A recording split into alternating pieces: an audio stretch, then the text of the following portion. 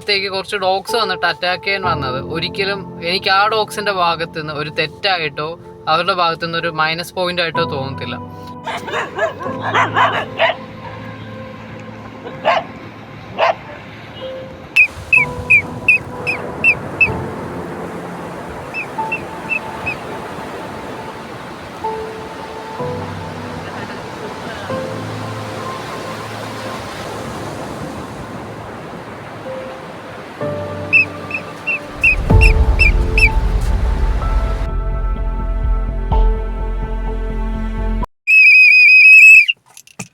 Hello guys, എല്ലാവർക്കും train your ബഡിയുടെ പുതിയൊരു വീഡിയോയിലേക്ക് സ്വാഗതം. ഇന്ന് നമ്മൾ എത്തിയിരിക്കുന്നത് ബീച്ച് പ്രാക്ടീസിന് വേണ്ടിയിട്ടാണ്.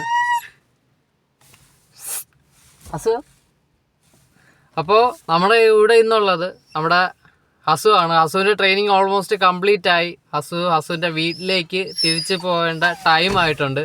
അപ്പോൾ ഹസു ഇപ്പോൾ കാണിക്കുന്ന എക്സൈറ്റ്മെൻറ്റ് എന്ന് വെച്ചാൽ ഹസുവിനെ ഓൾറെഡി ബീച്ചിൽ കൊണ്ടുവന്നിട്ടുണ്ട്. അപ്പോൾ ഹസുവിനെ അറിയാം, ഹസുവിന് പുറത്ത് പോയി കളിക്കാൻ വേണ്ടിയിട്ടുള്ളൊരു എക്സൈറ്റ്മെൻറ്റിലാണ് കറക്റ്റ് ബീച്ച് നോക്കി ഹസു അവിടെ ഇരിക്കുന്നത്. ഒരു ഹസ്കി എന്ന് പറയുന്ന ബ്രീഡിനെ മേടിക്കുകയാണെങ്കിൽ കുറച്ച് കാര്യങ്ങൾ നിങ്ങൾ ശ്രദ്ധിക്കണം. ഒന്നാമത്തെ കാര്യം, നമ്മൾ 10ാം ക്ലാസ്സിൽ നമ്മുടെ പിള്ളേർക്ക് എല്ലാവർക്കും A+ കിട്ടിയിട്ട് നമ്മുടെ വീട്ടിലുള്ള ഒരാൾക്ക് മാത്രമേ A+ കിട്ടിയില്ലെങ്കിൽ അവരെ കമ്പാരിസൺ ചെയ്യും. അപ്പോൾ നമ്മളൊരിക്കലും ഹസ്കി എന്ന ബ്രീഡിനെ മറ്റ് ഡോഗ് ബ്രീഡ്സുമായിട്ട് ഒരിക്കലും കമ്പയർ ചെയ്യരുത്. കാരണം ഇപ്പോൾ ഒരാൾക്ക് A+ കിട്ടിയില്ല, അല്ലെങ്കിൽ ഒരാളൊരു സബ്ജക്റ്റിൽ വീക്കാണെന്ന് കരുതി അവർക്ക് ഇഷ്ടമുള്ള ഒരുപാട് വേറെയും കാര്യങ്ങളുണ്ട്. അപ്പോൾ അതിന് ഒരുപാട് മെത്തേഡ്സ് ഉണ്ട്, ടെക്നിക്സ് ഉണ്ട്. ഫണ്ണായിട്ടുള്ളൊരു ഗെയിമിലൂടെ നമുക്ക് ഏതൊരു ഡോഗിനെയും ട്രെയിൻ ചെയ്യാനായിട്ട് പറ്റും. നമ്മൾ മാക്സിമം നമ്മുടെ ട്രെയിനിങ് മെത്തേഡ് ഗെയിമാക്കി മാറ്റി അതൊരു ഫൺ കാര്യമാക്കി മാറ്റുമ്പോഴേക്കും അവർക്ക് ഈ കാണുന്ന എക്സൈറ്റ്മെൻറ്റ് കാണും. അവർക്ക് പിന്നെ നമ്മളുടെ അടുത്തുള്ളൊരു ബോണ്ട് ബിൽഡാവും. നമ്മൾ പണിഷ്മെൻ്റ് എന്ന് പറയുന്ന ഒരു കാര്യം നമ്മൾ ഡോഗിൽ ഇൻക്ലൂഡ് ചെയ്യുകയാണെങ്കിൽ ഓട്ടോമാറ്റിക്കായിട്ട് ഡോഗ് നമ്മളിൽ നിന്ന് അകന്നിട്ട് നമ്മൾ പറയുന്ന കേൾക്കാണ്ടാവും. കോൺഫിഡൻസ് ബിൽഡിങ്ങിൻ്റെ ഭാഗമായിട്ട് ഇപ്പോൾ ബീച്ചിലാണ് വന്നിട്ടുള്ളത്. ബീച്ചിൽ നമ്മളിപ്പോൾ ഒരുപാട് സ്ട്രേ ഡോഗ്സ് ഉണ്ട്. അപ്പോൾ സ്ട്രേ ഡോഗ്സിൻ്റെ ഇടയിൽ കൂടെ ഇവരെ നടത്തിയാൽ മാത്രമേ ഇവിടെ കോൺഫിഡൻസ് ലെവൽ ബൂസ്റ്റ് ആവത്തുള്ളൂ. ഇപ്പോൾ ഓൾറെഡി ആളെന്താ ചെയ്യുന്നത്, ഓൾറെഡി സ്ട്രേ ഡോഗ്സിനെ കണ്ട് സ്റ്റാക്ക് പൊസിഷനിൽ നിൽപ്പുണ്ട്. എന്നാൽ അവർ ഓവർ റിയാക്ട് ചെയ്യാനും പാടില്ല. നമുക്ക് കംഫർട്ടബിളായിട്ട് പുറത്ത് കൊണ്ടുപോകുമ്പോൾ അവരെ കൊണ്ടുപോകാനും പറ്റണം.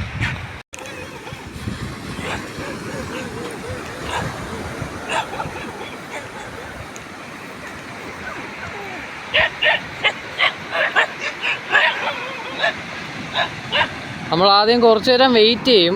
ഈ ഡോഗ്സ് നമ്മളടുത്ത് വരുന്നവരെ വെയിറ്റ് ചെയ്യും. അവർ ആക്ച്വലി നല്ല പേടിയുള്ളത് കൊണ്ട് നമ്മളടുത്ത് വരാനായിട്ട് വളരെ സാധ്യത ഉണ്ടോ, ബാക്കിലേക്ക് പോകുന്നുണ്ട്. ആക്ച്വലി നമ്മളെ കോൺഫിഡൻസും നമ്മുടെ ഡോഗിന് നമ്മൾ കൊടുക്കുന്ന കോൺഫിഡൻസുമാണ്. Good boy, yes,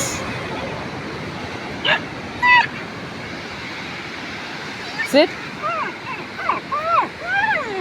good, super. ഈ ഒരു പൊസിഷനിൽ അവരെ ഹോൾഡ് ചെയ്തിട്ട് അവർ മാക്സിമം റിലാക്സ് ആയിട്ടിരിക്കുക. നമ്മൾ പെറ്റ് ചെയ്ത് കൊടുക്കുക, നമ്മളൊന്നും ചെയ്യേണ്ട. സത്യം പറഞ്ഞാൽ കുറച്ച് നേരം ഒന്ന് വെയിറ്റ് ചെയ്യുകയാണെങ്കിൽ തന്നെ ഈ ഒരു സിറ്റുവേഷൻ നമുക്ക് കൺട്രോളിൽ കൊണ്ടുവരാൻ പറ്റും. കണ്ടോ, ഡോഗ്സ് ഓട്ടോമാറ്റിക്കായിട്ട് ഓടിപ്പോയി തുടങ്ങി.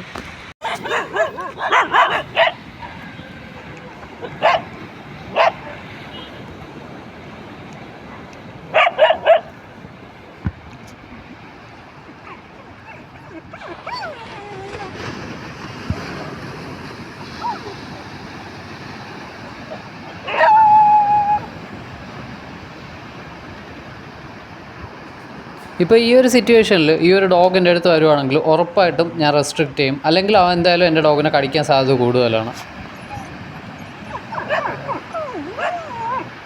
Hey, no.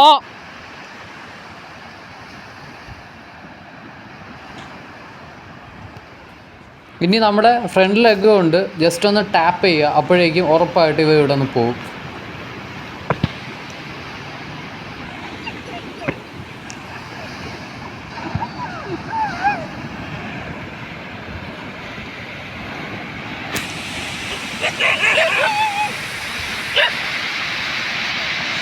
Okay, that's it. ഇനി നമ്മൾ അവരെ മൈൻഡ് ചെയ്യത്തില്ല. നമ്മളിനി നമ്മളെ പാട് നോക്കി പോകാനായിട്ട് പോവാണ് ബീച്ച് പ്രാക്ടീസ്.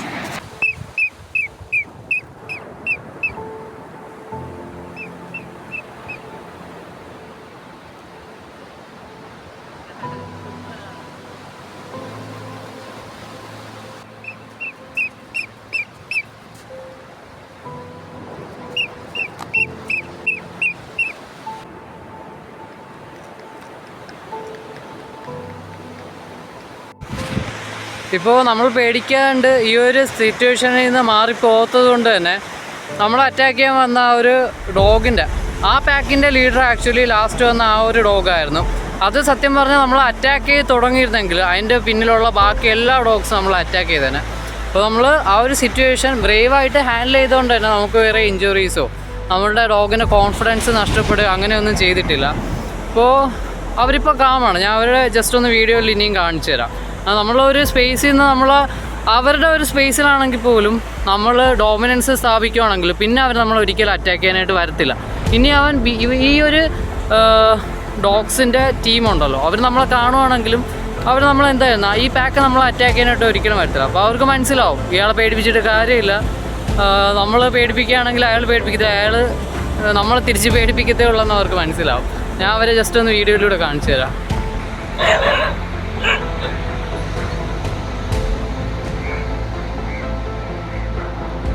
ആ എണീറ്റ് നിൽക്കുന്നവനുണ്ടോ, അവനാണ് ഈ ടീമിലെ ഏറ്റവും വലിയ വില്ലൻ. അവൻ എന്ത് ചെയ്താലും ബാക്കിയുള്ള ഡോഗ്സ് അത് ഫോളോ ചെയ്യും. പക്ഷെ അവരൊരു ബൗണ്ടറി ഇപ്പം കീപ്പ് ചെയ്യുന്നുണ്ട്, നമ്മളടുത്ത് വരുന്നില്ല.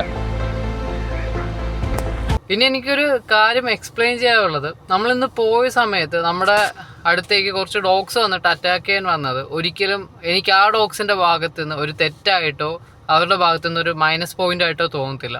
കാരണം എന്താ വെച്ചാൽ ഡോഗ്സ് എന്ന് വെച്ചാൽ അവരെ ക്രിയേറ്റ് ചെയ്തേക്കുന്നത് തന്നെ അവർ ഹണ്ട് ചെയ്യാനും, അവർ ഹണ്ട് ചെയ്താണ് നമ്മുടെ വൈൽഡ് അനിമൽസിനെ പോലെ തന്നെ അത്യാവശ്യം ഹണ്ട് ചെയ്തും പാക്കായിട്ട് പോയൊക്കെ ജീവിക്കുന്നതാണ്. അപ്പോൾ ഇവരുടെ ഈ ഒരു പാക്കിൻ്റെ അടുത്ത് ഞാൻ വേറൊരു ഡോഗിന് അല്ലെങ്കിൽ ഞാനൊരു സ്ട്രേഞ്ചർ അവരുടെ അടുത്ത് ചെല്ലുമ്പോഴേക്കും നമ്മുടെ വീട്ടിൻ്റെ ഉള്ളിലേക്ക് ഒരു രാത്രി 11-11:30 ആകുമ്പോഴേക്കും ഒരാൾ കയറി വരികയാണ്, മതില് ചാടി കയറി വരികയാണ്.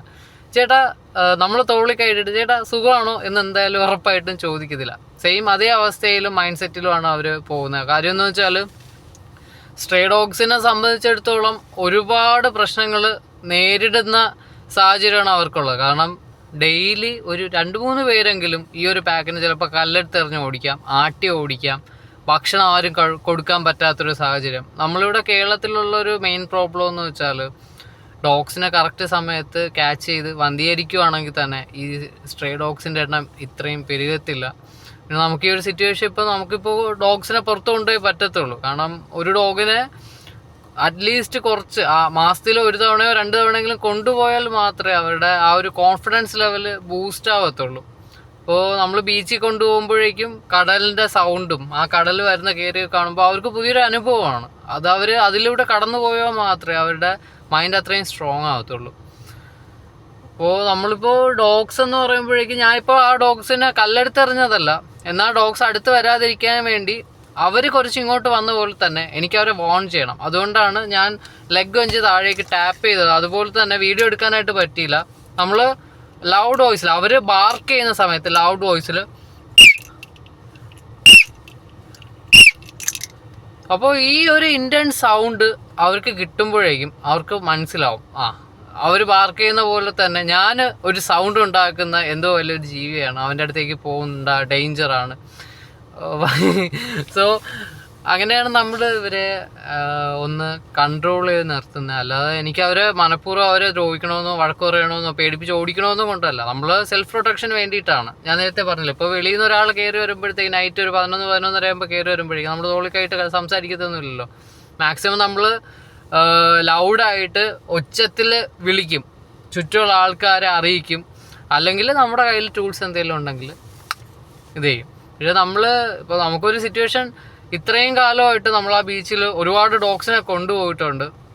അതുകൊണ്ട് തന്നെ നമുക്കൊരു സിറ്റുവേഷൻ ഹാൻഡിൽ ചെയ്യാനായിട്ട് പറ്റും എന്നുള്ളൊരു കോൺഫിഡൻസ് ഉള്ളത് കൊണ്ടാണ്.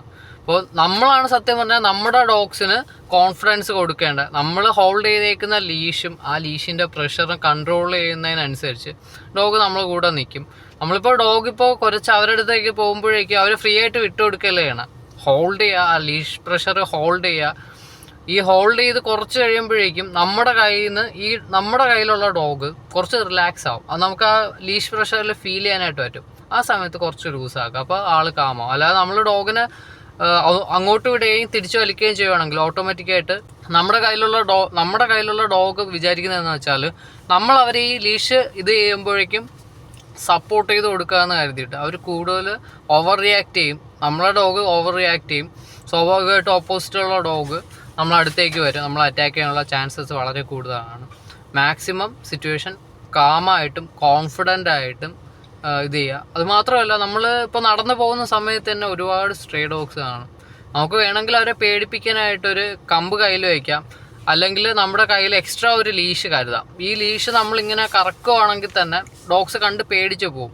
അല്ലാതെ നമ്മൾ ഒരിക്കലും ഒരു ഡോഗിനെയും, നിങ്ങളുടെ ഡോഗല്ല ഏതൊരു ഡോഗിനെയും ഉപദ്രവിക്കാനായിട്ട് പോകരുത്. കല്ലെടുത്തെറിയുകയോ അവരെ ഉപദ്രവിക്കാനായിട്ട് പോകരുത്. കാര്യം എന്താണെന്ന് വെച്ചാൽ അവർക്ക് അവരുടേതായിട്ടുള്ള ലൈഫുണ്ട്. സ്ട്രീറ്റിൽ ജനിച്ച് വളരുന്നതെന്ന് വെച്ചാൽ ഒരിക്കലും അവരുടെ ഒരു തെറ്റല്ല, അവരുടെ സാഹചര്യമാണ്, അവരുടെ വിധിയാണ്. അപ്പോൾ അത് നമ്മൾ അക്സെപ്റ്റ് ചെയ്യണം. മാക്സിമം നിങ്ങൾക്ക് പറ്റുവാണെങ്കിൽ നിങ്ങൾ സ്ട്രേ ഡോഗ്സിനെ ഒക്കെ ഫീഡ് ചെയ്യുക. ഞാൻ സത്യം പറഞ്ഞാൽ ഒരു 2 years ഒരു NGOയിൽ വർക്ക് ചെയ്തിട്ടുണ്ട്. അപ്പോൾ അവിടെ ആ സമയത്ത് നമ്മൾ ഡോഗ്സിനെയൊക്കെ പോയി റെസ്ക്യൂ ചെയ്യായിരുന്നു.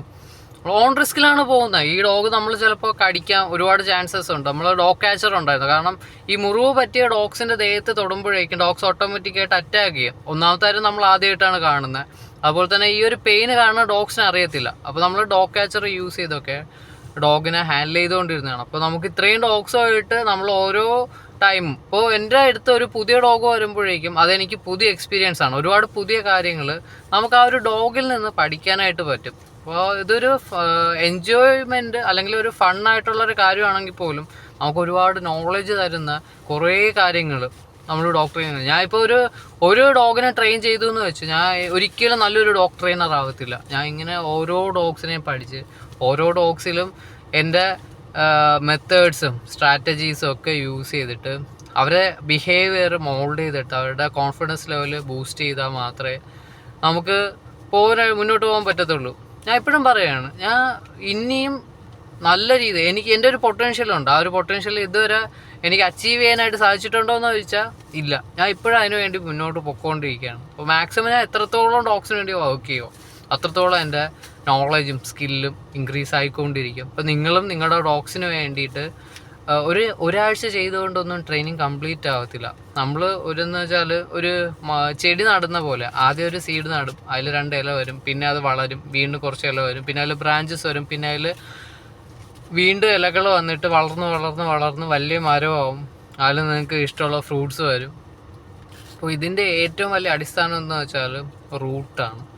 നമ്മൾ എത്രത്തോളം നമ്മൾ ഈ ചെടിക്ക് നല്ല വളവും വെള്ളമൊക്കെ ഒഴിച്ചു കൊടുക്കുന്ന പോലെ അത്രത്തോളം കെയറിങ്ങും ട്രസ്റ്റും ഡോഗിൽ കൊടുത്താൽ മാത്രമേ ഡോഗും നമ്മളുമായിട്ടുള്ള ബോണ്ട് ഇതുപോലെ ഈ ഒരു മരം പോലെ ഗ്രോ ചെയ്യത്തുള്ളൂ. അപ്പോൾ എല്ലാവർക്കും ഈ ഒരു വീഡിയോ ഇഷ്ടപ്പെട്ടു, യൂസ്ഫുൾ ആയെന്ന് കരുതുന്നു. നിങ്ങൾ ഡോഗ്സിനെ ഒരിക്കലും പണിഷ് ചെയ്യരുത്. ഞാനിത് മെയിനായിട്ട് പറയാനുള്ള കാര്യം എന്ന് വെച്ചാൽ പണിഷ്മെൻ്റ് എന്ന് പറയുന്ന ഒരു കാര്യം ഡോഗ്സിന് ഒരിക്കലും അക്സെപ്റ്റബിൾ അല്ല. ഇപ്പം നിങ്ങളെ വീട്ടിലിപ്പോൾ ഒരു കുട്ടി ഉണ്ടെന്ന് വെച്ചോ, നമ്മൾ കുട്ടിയെ എപ്പോഴും വഴക്ക് പറയുകയാണെങ്കിൽ കുട്ടി ലാസ്റ്റ് വലുതാവുന്ന സമയത്ത് അവൻ്റെ മൈൻഡ് സെറ്റ് മാറിയിട്ട് നിങ്ങളുടെ അടുത്ത് ദേഷ്യം കാണിക്കും. പിന്നെ അവ ഒരിക്കലും നിങ്ങൾ പറയുന്ന കേൾക്കത്തില്ല. സെയിം ഡോഗ്സിൻ്റെ അവസ്ഥ അതാണ്. അപ്പോൾ എല്ലാവർക്കും പുതിയൊരു വീഡിയോ ആയിട്ട് നമുക്കിനിയും കാണാം. നിങ്ങൾക്ക് എന്തെങ്കിലും സംശയങ്ങളോ കാര്യങ്ങളോ ഒക്കെ ഉണ്ടെങ്കിൽ വിളിച്ചു ചോദിക്കാം, DM ചെയ്യാം, വാട്സാപ്പ് ചെയ്യാം. See you in the next video. Bye.